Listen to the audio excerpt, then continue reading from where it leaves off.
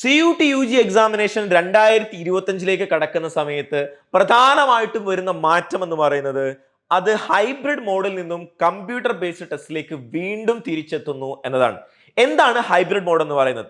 2022 യഥാർത്ഥത്തിൽ CUT examination start ചെയ്യുന്നത്. Central യൂണിവേഴ്സിറ്റികളിലേക്ക് നേരത്തെ എൻട്രൻസ് എക്സാമിനേഷൻ ഉണ്ടായിരുന്നെങ്കിൽ പോലും അതൊരു ഏകീകൃത സ്വഭാവത്തിലായിരുന്നില്ല. ഓരോരോ യൂണിവേഴ്സിറ്റികൾ, ഹൈദരാബാദ് അവരുടെ എൻട്രൻസ് എക്സാമിനേഷൻ നടത്തുന്നു, പോണ്ടിച്ചേരി അവരുടെ എൻട്രൻസ് എക്സാമിനേഷൻ നടത്തുന്നു, ഇഫ്ലു അവരുടെ എക്സാമിനേഷൻ നടത്തുന്നു, JNU അവരുടെ എക്സാമിനേഷൻ നടത്തുന്നു, ഡൽഹി യൂണിവേഴ്സിറ്റി ആണെങ്കിൽ +2 മാർക്ക് അടിസ്ഥാനത്തിൽ പ്രവേശനം നടത്തുന്നു എന്നായിരുന്നു സിറ്റുവേഷൻ ഉണ്ടായിരുന്നത്. അത് 2022 ഇങ്ങനെ ഒരു എക്സാമിനേഷൻ വരുന്ന സമയത്ത് പ്രധാനമായിട്ടുണ്ടായിരുന്ന ഒരു മാറ്റം എന്ന് പറയുന്നത് ഏകീകൃത സ്വഭാവത്തിൽ ഇന്ത്യയിൽ ഒട്ടാകെ ഒരു സെൻട്രലൈസ്ഡ് എക്സാമിനേഷൻ വരുന്നു എന്നുള്ളതാണ്.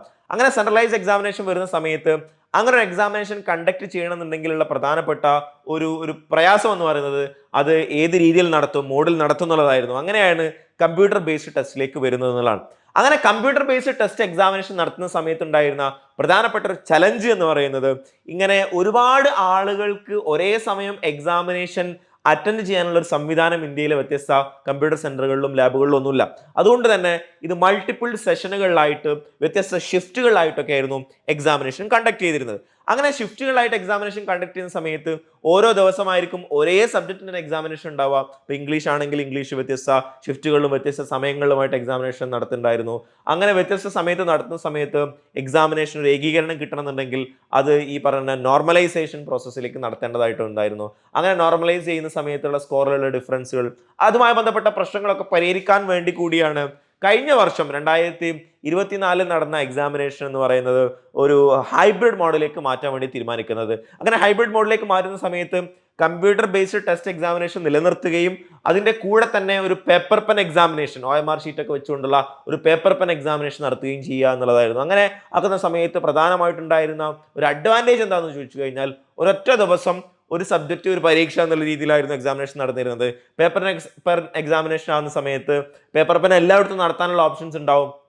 അത് ഏത് സ്ഥലമായിരുന്നാലും അത് നിങ്ങൾക്ക് ഒരു സെന്റർ മാത്രം കിട്ടിയാൽ മതി അത് OMR ഷീറ്റ് നടത്തുകയുണ്ടായത്. അങ്ങനെ OMR ഷീറ്റ് എക്സാമിനേഷൻ നടത്തുന്ന സമയത്ത് ഡൽഹിയിലൊക്കെ അതുമായി ബന്ധപ്പെട്ട ലോജിസ്റ്റിക്സ് ഇഷ്യൂസ് ഒരുപാട് ഉണ്ടായിരുന്നു. അങ്ങനെ തൊട്ട് തലേ ദിവസം എക്സാമിനേഷൻ മാറ്റിവെക്കുന്ന സിറ്റുവേഷൻ വരെയൊക്കെ ഉണ്ടായിരുന്നു എന്നുള്ളതാണ്. അങ്ങനെ ആ പ്രശ്നങ്ങളൊക്കെ മറികടക്കാൻ വേണ്ടിയിട്ടാണ് ഒരു എക്സ്പേർട്ട് കമ്മിറ്റിയെ നിയോഗിക്കുകയും എക്സ്പേർട്ട് കമ്മിറ്റി നിർദ്ദേശങ്ങൾ കൊടുക്കുകയും ചെയ്തിട്ടുണ്ടായിരുന്നത്.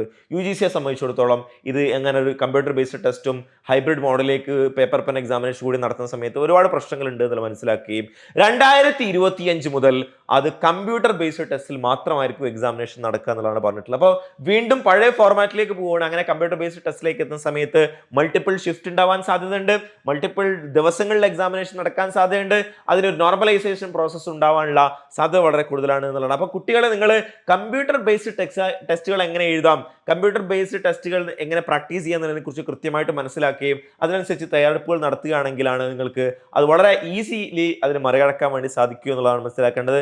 അതിനാവശ്യമായിട്ടുള്ള എല്ലാവിധ സപ്പോർട്ടുകളും നിർദ്ദേശങ്ങളും അപ്ഡേറ്റ്സുകളും ഒക്കെ നിങ്ങൾക്ക് ഈ ചാനൽ ലഭിക്കുന്നതായിരിക്കും. അതിന് എജുപോർട്ട് നിങ്ങളുടെ കൂടെ ഉണ്ടാവും. CUT എക്സാമിനേഷൻ ഏത് ഫോർമാറ്റിലാണെങ്കിൽ പോലും അതിനനുസരിച്ച് ആവശ്യമായിട്ടുള്ള എല്ലാവിധ ഹെൽപ്പിനും സപ്പോർട്ടിനും ഗൈഡൻസിനും എജുപോർട്ട് നിങ്ങളുടെ കൂടെ ഉണ്ടാവും എന്നുള്ള കാര്യം കൂടി സൂചിപ്പിക്കുകയാണ്. അപ്പോൾ പ്രധാനമായിട്ടും വന്നിട്ടുള്ള മാറ്റം എന്ന് പറയുന്നത് ഹൈബ്രിഡ് മോഡിൽ നിന്നും നമ്മൾ CBT മോഡിലേക്ക് മാറാൻ വേണ്ടി പോവുകയാണ് എന്നതാണ്.